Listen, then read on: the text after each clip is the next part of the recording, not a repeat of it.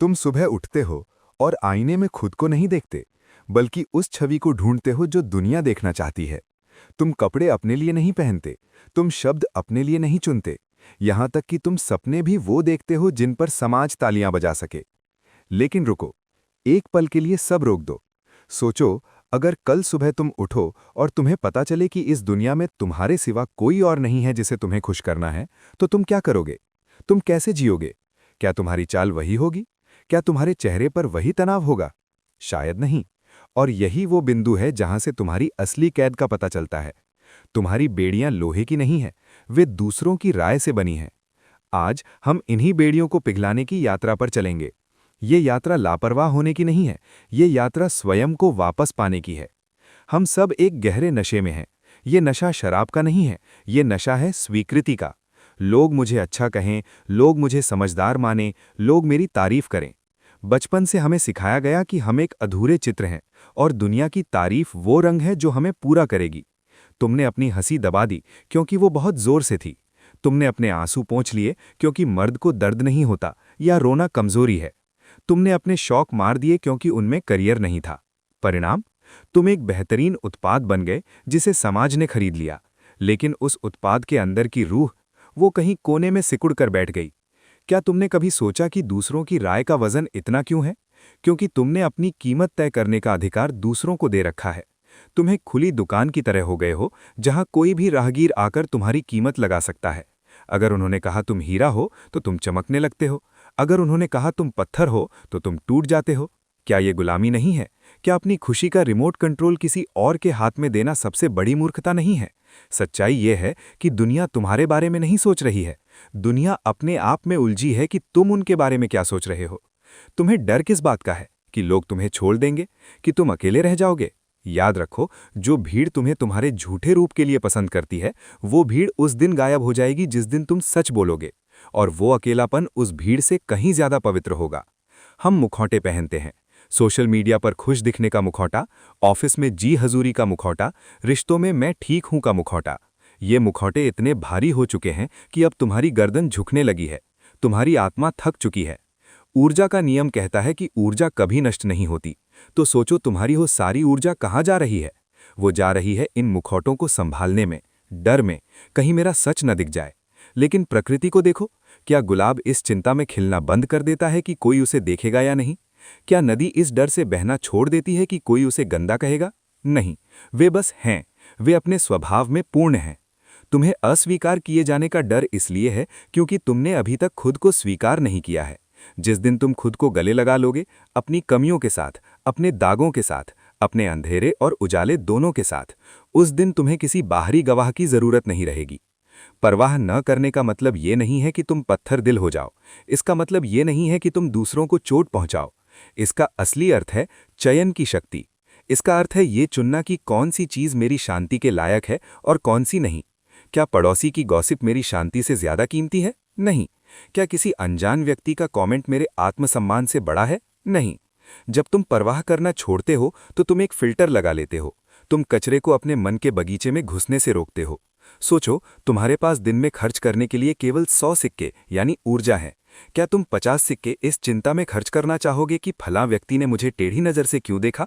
या तुम उन सिक्कों को अपने सपनों, अपने स्वास्थ्य और अपने प्रेम पर खर्च करोगे? असली रवैया एक कवच है। ये तुम्हें निष्ठुर नहीं बनाता, ये तुम्हें अभेद्य बनाता है। जब कोई तुम्हारी आलोचना करता है तो तुम उसे एक जानकारी की तरह देखते हो, न कि एक हमले की तरह। अगर उसमें सच है तो सुधार लो, झूठ है तो मुस्कुराकर आगे बढ़ जाओ, बस इतना ही। जापान में एक कला है जिसे किनसुगी कहते हैं। जब कोई मिट्टी का बर्तन टूट जाता है तो वे उसे फेंकते नहीं हैं, वे उसे सोने से जोड़ते हैं। वे मानते हैं कि टूटना और सुधरना उस बर्तन के इतिहास का हिस्सा है और ये उसे पहले से ज्यादा सुंदर बनाता है। तुम भी वही बर्तन हो। तुम्हारी असफलताएं, तुम्हारे गलत फैसले, तुम्हारे टूटे हुए दिल, ये सब तुम्हें दागी नहीं बनाते, ये तुम्हें अनुभवी बनाते हैं। ये तुम्हारी कहानी में सोने की लकीरें हैं। दुनिया तुम्हें परफेक्ट देखना चाहती है, लेकिन परफेक्शन एक भ्रम है। ये एक क्षितिज है जिसे तुम कभी छू नहीं सकते। परफेक्शन के पीछे भागना अपने आप को धीमी मौत देना है। अपूर्ण होने का साहस करो, गलती करने का साहस करो, बेवकूफ दिखने का साहस करो, क्योंकि जो इंसान अपनी मूर्खता पर हंस सकता है उसे दुनिया कभी रुला नहीं सकती। जब तुम अपनी कमियों को छिपाना बंद कर देते हो तो तुम अजेय हो जाते हो। तुम्हारे पास छिपाने के लिए कुछ नहीं बचता, और जिसके पास छिपाने को कुछ नहीं उसे कोई ब्लैकमेल नहीं कर सकता, भावनात्मक रूप से भी नहीं। अब जादू देखो। जैसे ही तुम ये बोझ उतार फेंकते हो, दूसरों को खुश करने का बोझ, सही दिखने का बोझ, तुम्हारे भीतर एक हल्कापन आता है, एक रोशनी जलती है। इसे प्रामाणिकता कहते हैं, और दुनिया में प्रामाणिकता से ज्यादा आकर्षक कुछ नहीं है। जब तुम किसी ऐसे व्यक्ति से मिलते हो जो अपने स्किन में सहज है, जो किसी को प्रभावित करने की कोशिश नहीं कर रहा, तो तुम उसकी ओर खींचे चले आते हो। क्यों? क्योंकि वो दुर्लभ है। जब तुम परवाह करना छोड़ देते हो तो तुम चुंबकीय बन जाते हो। लोग तुम्हारे पास आएंगे क्योंकि तुम्हारी उपस्थिति में उन्हें भी वो आज़ादी महसूस होगी। तुम्हारे रिश्ते गहरे होंगे क्योंकि वे नाटक पर नहीं, सच्चाई पर टिके होंगे। तुम्हारा काम बेहतर होगा क्योंकि अब तुम तारीफ के लिए नहीं बल्कि अभिव्यक्ति के लिए काम कर रहे हो। तुम पाओगे कि जब तुमने भागना बंद कर दिया तो जो चीजें तुम चाहते थे, सम्मान, प्रेम, सफलता, वे खुद तुम्हारे पीछे आने लगीं। ये विरोधाभास है, लेकिन यही जीवन का सत्य है। तो अब क्या? रास्ता साफ है, लेकिन चलना तुम्हें है। ये एक दिन में नहीं होगा, ये एक अभ्यास है। जब अगली बार तुम कुछ कहने से रुको तो खुद से पूछना, क्या मैं डर के कारण रुक रहा हूं? और अगर जवाब हाँ हो तो उसे कह देना। जब अगली बार तुम कोई कपड़े पहनो तो पूछना, क्या ये मेरे लिए है या उनके लिए? डर लगेगा, तुम्हारा पुराना अहंकार चीखेगा, वो कहेगा लोग क्या सोचेंगे, तुम अकेले रह जाओगे। उसे चीखने दो, वो मर रहा है, उसे मरने दो। उस शून्य में छलांग लगाओ जहां कोई गारंटी नहीं है, जहां लोग तुम्हें गलत समझ सकते हैं, जहां तुम गिर सकते हो, क्योंकि उसी गिरने में, उसी अनिश्चितता में तुम्हारे पंख खुलने का इंतजार कर रहे हैं। तुम एक असीम आकाश हो। बादलों को आने दो, जाने दो, वे तुम्हें गीला नहीं कर सकते, वे तुम्हें रोक नहीं सकते। तुम बस हो, विशाल, शांत और स्वतंत्र। निष्कर्ष, तुम्हारी असली वसीयत। जिंदगी बहुत छोटी है इसे किसी और की स्क्रिप्ट पर जीने के लिए। अंत में कब्र पर यह नहीं लिखा जाएगा कि इसने सबको खुश रखा। वहां ये याद रहेगा कि ये अपनी शर्तों पर जिया। आज, अभी, इसी पल एक वादा करो, दुनिया से नहीं, खुद से, कि अब से मेरी हंसी मेरी होगी, मेरे आंसू मेरे होंगे, मेरे फैसले मेरे होंगे। तुम इस ब्रह्मांड का एक अनूठा हिस्सा हो। तुम्हारे जैसा न कोई था, न है, न होगा। अपनी इस मौलिकता का अपमान मत करो किसी और की कार्बन कॉपी बनकर। उठो, धूल झाड़ो, गहरी सांस लो, और अपनी दुनिया में ऐसे कदम रखो जैसे कि तुम ही उसके मालिक हो, क्योंकि हकीकत में तुम ही हो। पिछली बार हमने बात की थी जंजीरों को पहचानने की, लेकिन पहचानना काफी नहीं है। जंजीरें तोड़ने पर शोर होता है। जब तुम बदलते हो तो आसपास की हवा बदलती है। आज हम उस तूफान की बात करेंगे जो तब आता है जब तुम पहली बार दुनिया को ना कहते हो। जब तुम अपनी शर्तों पर खड़े होते हो तो घर्षण होता है। लोग कहेंगे तुम बदल गए हो, तुम घमंडी हो गए हो, लेकिन सच ये है, तुम बदले नहीं हो, तुम बस जाग गए हो। और सोए हुए लोगों को जागता हुआ इंसान हमेशा बेचैन करता है। अब हम सीखेंगे कि इस नई आज़ादी को कैसे संभाला जाए और अपने भीतर के साम्राज्य को कैसे बनाया जाए। क्या तुम्हें पता है कि तुम्हारी ऊर्जा लीक कहाँ हो रही है? तुम्हारे उन हाँ में जो तुम नहीं कहना चाहते थे। क्या तुम मेरी मदद कर दोगे? हाँ, जबकि तुम्हारे पास वक्त नहीं था। क्या तुम पार्टी में चलोगे? हाँ, जबकि तुम घर पर किताब पढ़ना चाहते थे। हर वो झूठी हाँ जो तुम दूसरों को कहते हो, असल में एक ना है जो तुम खुद को कह रहे हो। तुमने अपनी शांति को मना कर दिया, अपने समय को मना कर दिया। ना एक पूर्ण वाक्य है, इसे स्पष्टीकरण की जरूरत नहीं। हमें डर लगता है कि ना कहने से हम बुरे बन जाएंगे, लेकिन सोचो, एक रक्षक क्या करता है? वो दरवाजे पर खड़ा होकर अनचाहे लोगों को रोकता है। ना तुम्हारा रक्षक है। जब तुम उन चीजों को मना करना शुरू करते हो जो तुम्हारी आत्मा से मेल नहीं खाती, तो तुम उन चीजों के लिए जगह बनाते हो जो सच में मायने रखती हैं। शुरू में हाथ कांपेंगे, आवाज लड़खड़ाएगी, लेकिन धीरे धीरे तुम्हें एहसास होगा कि तुम्हारी ना से दुनिया खत्म नहीं हुई, बल्कि तुम्हारी दुनिया सुलझने लगी है। सच्चाई कड़वी है, लेकिन सुनो, जब तुम परवाह करना छोड़ोगे और अपना असली रूप दिखाओगे तो बहुत से लोग तुम्हारी जिंदगी से चले जाएंगे। और ये दुखद नहीं है, ये आवश्यक है। पतझड़ को देखो, पेड़ सूखे पत्तों को पकड़कर नहीं रखता, वो उन्हें गिरने देता है ताकि नए पत्ते आ सकें। तुम्हारे रिश्ते भी ऐसे ही हैं। कुछ लोग सिर्फ तुम्हारे सहमे हुए संस्करण को पसंद करते थे। वे तुम्हारे उस रूप के दोस्त थे जो झुकता था। अब जब तुम सीधे खड़े हो तो वे तुम्हारी आंखों में नहीं देख पा रहे। इसे फिल्टरिंग प्रोसेस समझो। जो लोग तुम्हारे असली रूप को देखकर भी रुक जाएं, वही तुम्हारे असली लोग हैं। भीड़ कम होगी, लेकिन गुणवत्ता बढ़ेगी। नकली हंसी ठहाकों वाली महफिल से बेहतर है एक सच्चा दोस्त, जिसके साथ तुम खामोशी बांट सको। जाने वालों को मत रोको, उन्हें रास्ता दो। वे जगह खाली कर रहे हैं, बेहतर ऊर्जा के लिए। दुनिया का सबसे बड़ा डर क्या है? अपने ही ख्यालों के साथ अकेले कमरे में बैठना। लोग इसे अकेलापन कहते हैं, और इससे भागने के लिए वे गलत रिश्तों में, नशे में या सोशल मीडिया के शोर में छिपते हैं। लेकिन जिस दिन तुम दूसरों की राय की परवाह छोड़ देते हो, तुम्हें एक नई शक्ति मिलती है, एकांत। अकेलेपन का मतलब है मुझे किसी की कमी खल रही है। एकांत का मतलब है मैं अपने आप में काफ़ी हूं। जब तुम खुद को पसंद करने लगते हो तो तुम्हें हर वक्त भीड़ की ज़रूरत नहीं होती। तुम खुद के साथ डेट पर जाना सीखते हो। तुम अपने विचारों को दुश्मन नहीं, दोस्त मानते हो। यही वो समय है जब सृजन जन्म लेता है। सारे महान विचार, सारी बड़ी खोजें भीड़ में नहीं, एकांत में हुई हैं। अपने एकांत को सजाओ, वहां वैसे ही सुकून से रहो जैसे एक राजा अपने खाली महल में रहता है, गर्व और शांति के साथ। वो मुझसे आगे निकल गया, उसकी लाइफ कितनी परफेक्ट है। ये तुलना खुशी की हत्यारी है। लेकिन तुम तुलना क्यों करते हो? क्योंकि तुम वही खेल खेल रहे हो जो सब खेल रहे हैं। अगर तुम मछली हो और बंदर से पेड़ पर चढ़ने की प्रतियोगिता करोगे तो तुम पूरी जिंदगी खुद को नाकारा समझोगे। जब तुम परवाह करना छोड़ देते हो तो तुम रेस से बाहर हो जाते हो। तुम स्टेडियम में नहीं दौड़ रहे, तुम अपने खुद के बगीचे में टहल रहे हो। सूर्य और चंद्रमा कभी तुलना नहीं करते, वे अपनी अपनी बारी पर चमकते हैं। तुम्हारा जीवन कोई चेकलिस्ट नहीं है जिसे 30 साल की उम्र तक पूरा करना है। तुम्हारी यात्रा अलग है, तुम्हारे सबक अलग हैं। जिस पल तुम दूसरों की टाइमलाइन देखना बंद कर देते हो, तुम्हें अपनी गति मिल जाती है।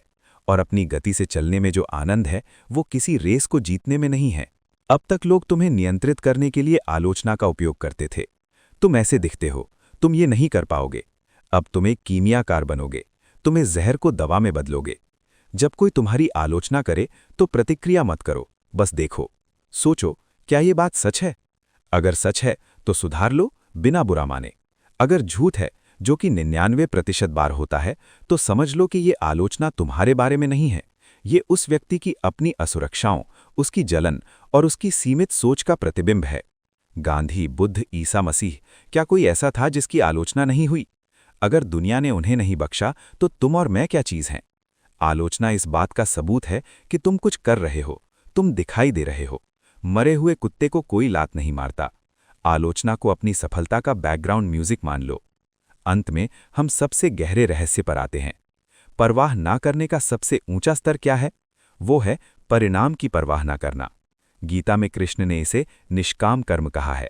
हम दुखी इसलिए होते हैं क्योंकि हम कोई काम अपनी खुशी के लिए नहीं, बल्कि उसके बदले मिलने वाली तालियों के लिए करते हैं। हम वीडियो बनाते हैं लाइक्स के लिए, हम प्यार करते हैं बदले में प्यार पाने के लिए। लेकिन अगर तुम काम इसलिए करो क्योंकि वो तुम्हें खुशी देता है, अगर तुम गाओ भले ही कोई न सुने, अगर तुम लिखो भले ही कोई न पढ़े, अगर तुम प्रेम करो बिना किसी शर्त के, तब तुम अजेय हो।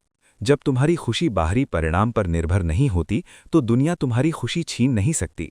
तुम नाचते हो इसलिए नहीं कि लोग देखें, बल्कि इसलिए क्योंकि तुम्हारे अंदर मसीज बज रहा है। उपसंहार, तुम्हारा नया जन्म। ये यात्रा आसान नहीं होगी। पुराना तुम बार बार वापस आने की कोशिश करेगा। वो डर, वो समाज का दबाव बार बार दरवाज़ा खटखटाएगा। लेकिन अब तुम्हारे पास चाबी है। वो चाबी है जागरूकता। तुम एक खुली किताब नहीं हो जिस पर कोई भी कुछ भी लिख जाए। तुम लेखक हो, कलम तुम्हारे हाथ में है। अगले पन्ने पर क्या लिखा जाएगा ये कोई पड़ोसी, कोई रिश्तेदार या समाज तय नहीं करेगा, ये तुम तय करोगे। सांस लो, महसूस करो उस आज़ादी को जो तुम्हारे फेफड़ों में भर रही है। तुम किसी की उम्मीदों का बोझ उठाने के लिए पैदा नहीं हुए थे, तुम उड़ने के लिए बने हो। जंजीरें खुल चुकी हैं, पिंजरा खुला है, पंख फैलाओ और अब बस उड़ो। जब हम जागते हैं तो सबसे पहले हमें गुस्सा आता है, दूसरों पर नहीं, खुद पर। मैंने अपने जीवन के 10 साल क्यों बर्बाद किए? मैं पहले क्यों नहीं समझा? तुम खुद को कोसते हो कि तुम कमजोर थे, लेकिन सुनो, वो पिछला तुम कमजोर नहीं था, वो सोया हुआ था। और सोने वाले को सजा नहीं दी जाती, उसे जगाया जाता है। माफ करो उस पुराने वर्जन को जिसने दूसरों को खुश करने के लिए अपनी खुशियां कुर्बान की। उसने वही किया जो उसे उस वक्त सही लगा था। वो एक सुरक्षा तंत्र था। तुम्हें अपने अतीत से नफरत करने की जरूरत नहीं है। वो खाद थी जिससे आज तुम्हारी समझ का फूल खिला है। बिना उस अंधेरे के तुम इस रोशनी की कीमत कभी नहीं समझ पाते। अपने घावों को मेडल की तरह देखो, शर्म की तरह नहीं। जब तुम ये सोचने लगो कि सभी बेवकूफ हैं, सिर्फ मैं ही समझदार हूं, तो समझो तुम फिर फंस गए। बस पिंजरा बदल गया है। पहले तुम उनकी तारीफ के गुलाम थे, अब तुम अपनी श्रेष्ठता के गुलाम हो। सच्ची आज़ादी श्रेष्ठता में नहीं, समता में है। जब तुम सच में परवाह करना छोड़ देते हो तो तुम दूसरों को जज नहीं करते, तुम उन्हें बस देखते हो। तुम समझते हो कि वे अपनी यात्रा पर हैं और तुम अपनी। तुम्हें उन्हें गलत साबित करने की जरूरत नहीं है। सूरज को दिए से बहस करने की जरूरत नहीं होती कि कौन ज्यादा चमकदार है, वो बस चमकता है। समाज तुम्हें सुरक्षा बेचना चाहता है। ये डिग्री ले लो, ये नौकरी कर लो, ये बीमा ले लो, फिर लाइफ सेट है। लेकिन क्या लाइफ कभी सेट होती है? नहीं। जब तुम दूसरों के नक्शे पर चलना छोड़ देते हो तो तुम्हें घने जंगल में अकेले होते हो, कोई रास्ता नहीं दिखता। और यही सबसे खूबसूरत पल है, क्योंकि जहां रास्ता बना बनाया होता है वहां तुम सिर्फ वहीं पहुंचते हो जहां सब पहुंचते हैं। जहां कोई रास्ता नहीं, वहां तुम अपनी मंजिल खुद बनाते हो। डर को रोमांच का नाम दो। कल क्या होगा ये न जानना डरावना नहीं है, ये एक सरप्राइज गिफ्ट है। एक बच्चे को देखो, उसे नहीं पता अगले पल क्या होगा, फिर भी वो खेल रहा है। तुम वही बच्चे हो, बस तुम खेलना भूल गए थे। अब दोबारा खेलना शुरू करो। कल्पना करो तुम एक सिनेमा हॉल में बैठे हो। स्क्रीन पर फिल्म चल रही है। फिल्म में हीरो रो रहा है, उसे दर्द हो रहा है। तुम उसे देख रहे हो, लेकिन क्या तुम सच में रो रहे हो? नहीं, तुम जानते हो ये सिर्फ एक फिल्म है। अपनी जिंदगी को वैसे ही देखो। लोग तुम्हारी आलोचना कर रहे हैं, ये एक सीन है। तुम्हारे पास पैसे कम हैं, ये भी एक सीन है। तुम्हें सफलता मिली, ये भी एक सीन है। तुम स्क्रीन नहीं हो, तुम उस पर चलने वाली फिल्म नहीं हो। तुम वो प्रोजेक्टर हो जो रोशनी फेंक रहा है। जब तुम दर्शक बन जाते हो तो दुनिया तुम्हें छू नहीं सकती। तुम कीचड़ में खिले कमल की तरह हो जाते हो, पानी में रहकर भी सूखा। अब कोई तुम्हें गाली दे तो तुम मुस्कुरा कर कह सकते हो, इंटरेस्टिंग सीन है, और आगे बढ़ सकते हो। यही असली हयात है। आयात की थी कि लोग चले जाएंगे, अब देखो क्या होता है। प्रकृति शून्य को पसंद नहीं करती। जब तुम अपनी जिंदगी से कचरा हटाते हो तो प्रकृति उसे फूलों से भर देती है।